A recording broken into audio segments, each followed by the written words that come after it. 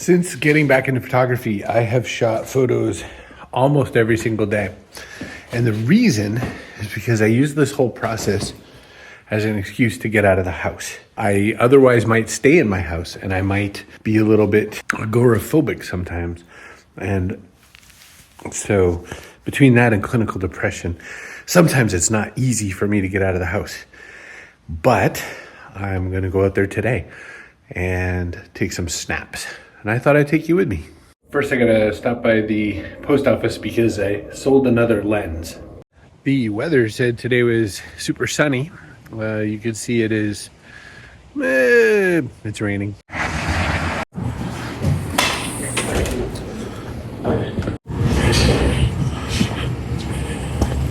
So the first part of getting out to shoot photos is to combat all those thoughts in your head, like it's dumb, or there's no reason to, or everyone shot everything before, or the weather's not ideal, or my bed sure is comfy, or whatever it is. The first thing about getting out is getting out. Well, I did something kind of kooky. I can explain why I did it, because I put my phone in my pocket, which is the whole point of the channel. Photography is meditation. But I just went to 2 different towns, took all kinds of photos, but didn't do anything to capture the image of me taking the photo. So I imagine that looks silly, but when I get back to my place, we'll pull over and talk a little bit about what it means to get out and how it went along the way. So I'm back home again. Thanksgiving's next week, so I bought a pie, chocolate chip pecan from the nice people at Cracker Barrel. I was just thinking too, there's always kind of different prescriptions to why we might go out and do photography. And there's no real judgment here. But for me, like I said, I go out because it kind of helps me have a reason to leave my house. You might go out because you are working on your creative art skills. Someone else might go out because they're very shy and they want to practice taking portraits, because that's the thing that they're afraid of doing, is portraits. And so there's a lot of reasons why maybe we go out, and maybe that's also why sometimes we don't go out. Maybe we are not feeling that thing. Maybe we are experiencing some other challenge. There's a lot of reasons why not. But I did want to say one thing that'll definitely come off a bit judgmental. The hardest reason to go and shoot photography is because you hope somebody likes it. That's hard. That's difficult. I'm not saying don't do it, and I'm not saying it's not wonderful when someone says something nice about your art, but there's a lot of challenges there.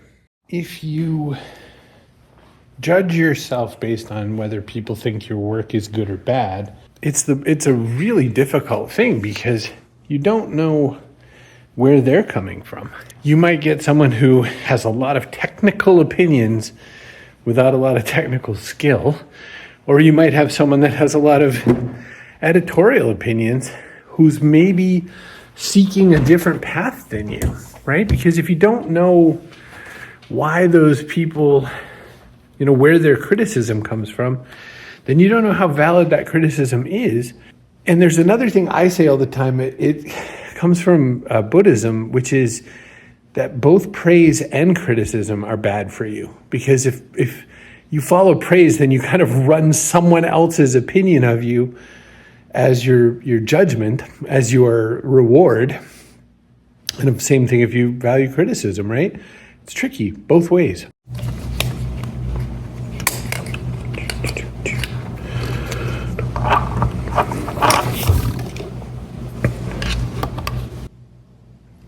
I'm moving my files over. I forgot to look at you. I'm moving my files over onto my laptop. Here's a few ways that I manage to stay motivated enough to go outside. One is that I have a little set of plans in mind depending on the weather. So like I said, it was supposed to be sunny.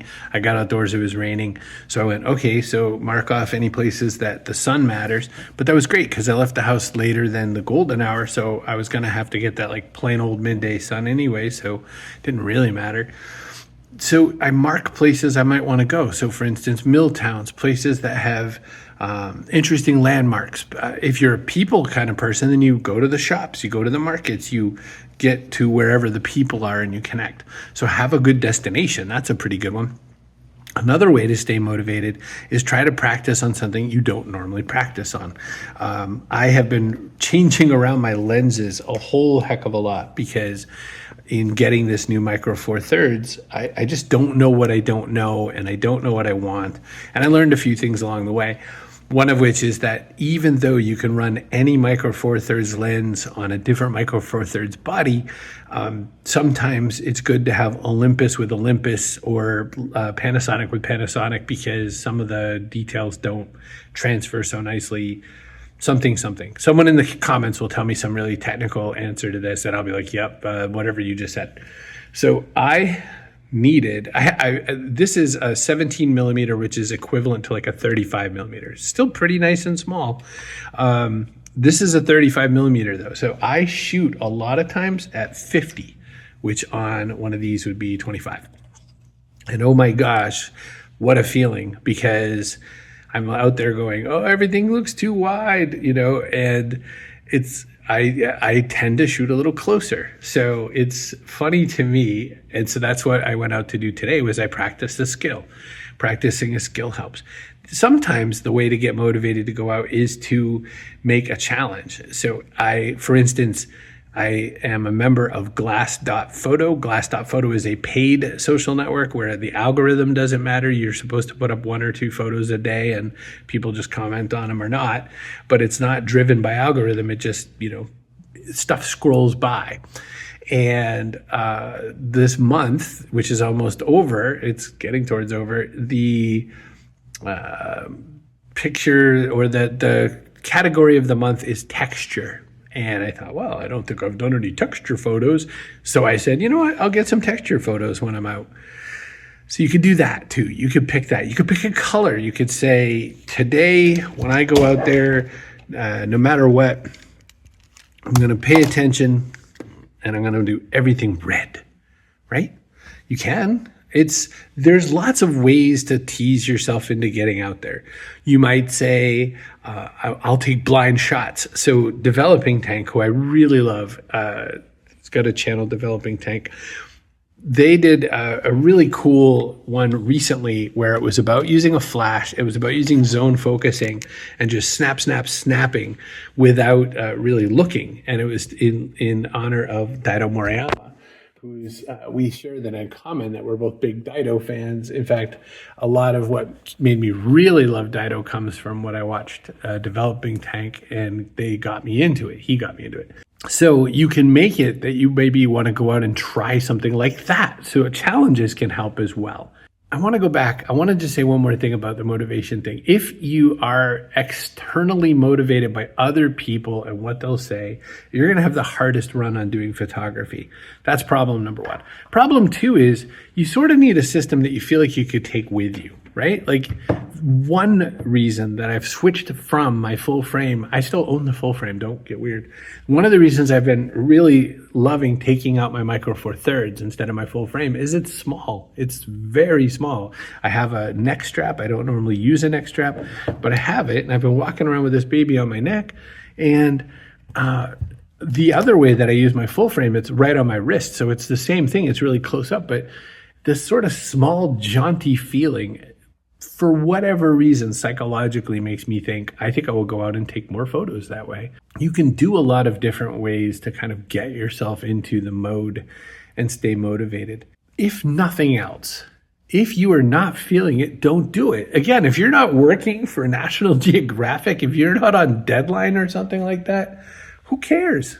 It doesn't matter.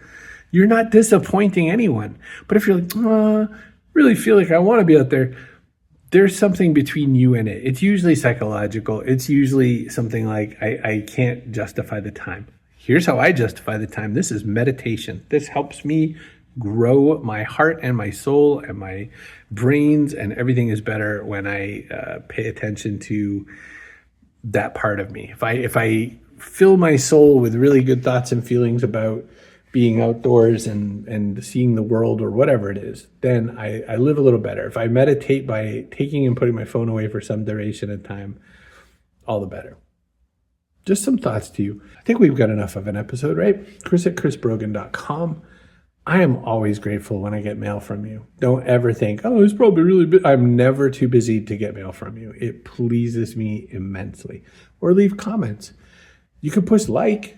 And by the way, I think it's like 60% of people who watch this channel aren't subscribed.